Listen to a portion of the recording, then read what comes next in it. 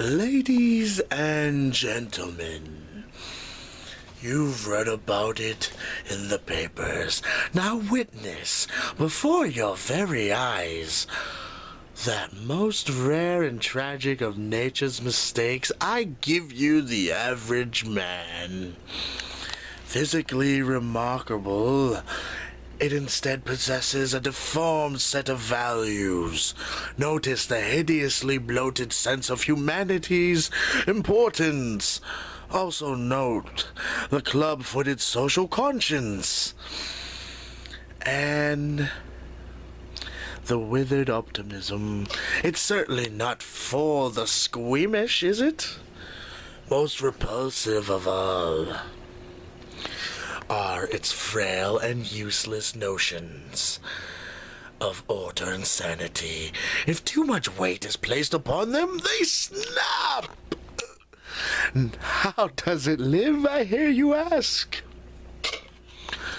How does this poor, pathetic specimen survive in today's harsh and irrational environment?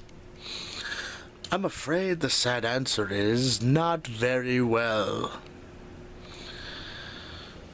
Faced with the inescapable fact that human existence is mad, random, and pointless, 1 in 8 of them crack up and go stock slavering bungle.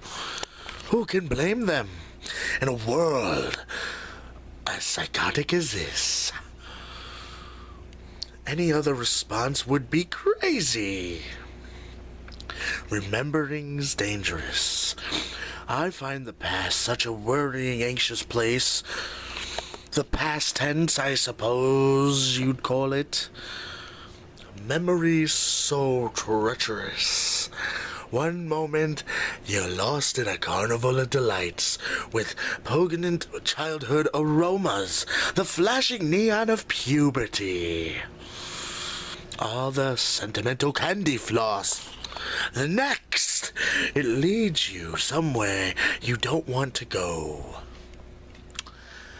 Somewhere dark and cold, filled with the damp, ambiguous shapes of things you'd hope were forgotten.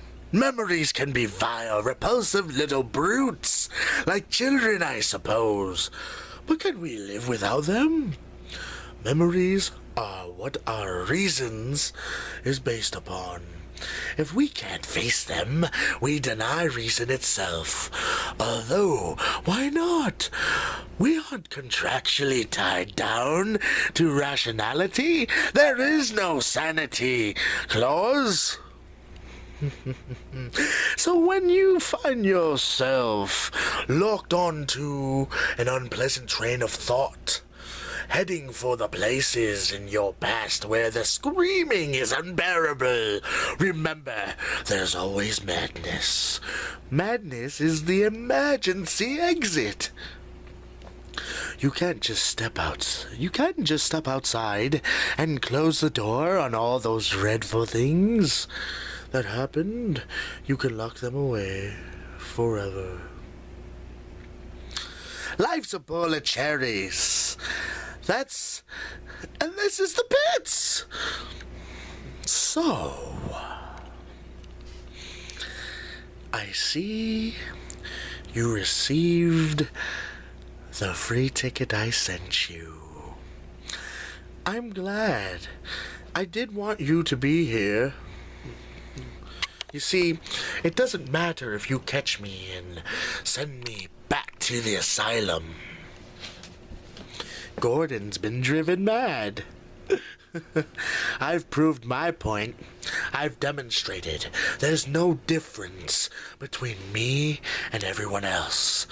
All it takes is one bad day to reduce the sanest man alive of lunacy. That's how far the world is from where I am. Just one bad day. You had a bad day once, am I right? I know I am. I can tell. You had a bad day and everything changed. bewitched. Why else would you dress up as a flying rat? You had a bad day.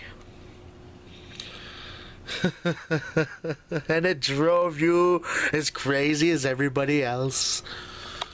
Only you won't admit it. You have to keep pretending that life makes sense, that there's some point to all this struggling. God, you make me want to puke. I mean, what is it with you? What made you what you are? Girlfriend killed by the mob? Maybe? Brother carved up by some mugger? Something like that, I bet. Something like that. Huh. Something like that happened to me. You know?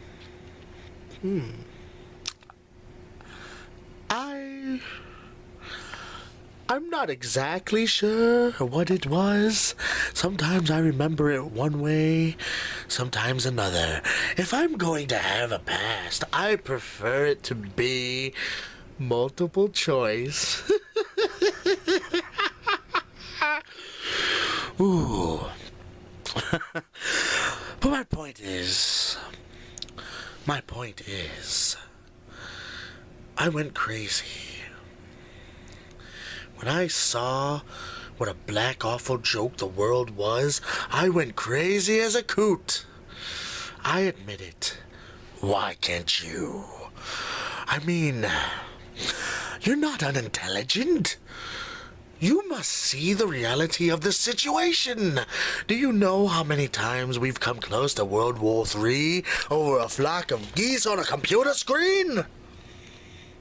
Do you know what triggered the last World War? An argument over how many telegraph poles Germany owed its war debt creditors. Telegraph poles.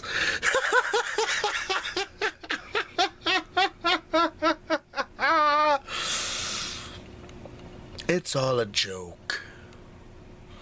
Everything anybody ever valued or struggled for, it's all a monstrous, demented gag.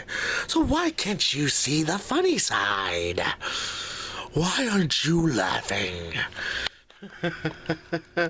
You see, Bats, that's why it's great that you're around. Because if you weren't around, crime wouldn't have a punchline.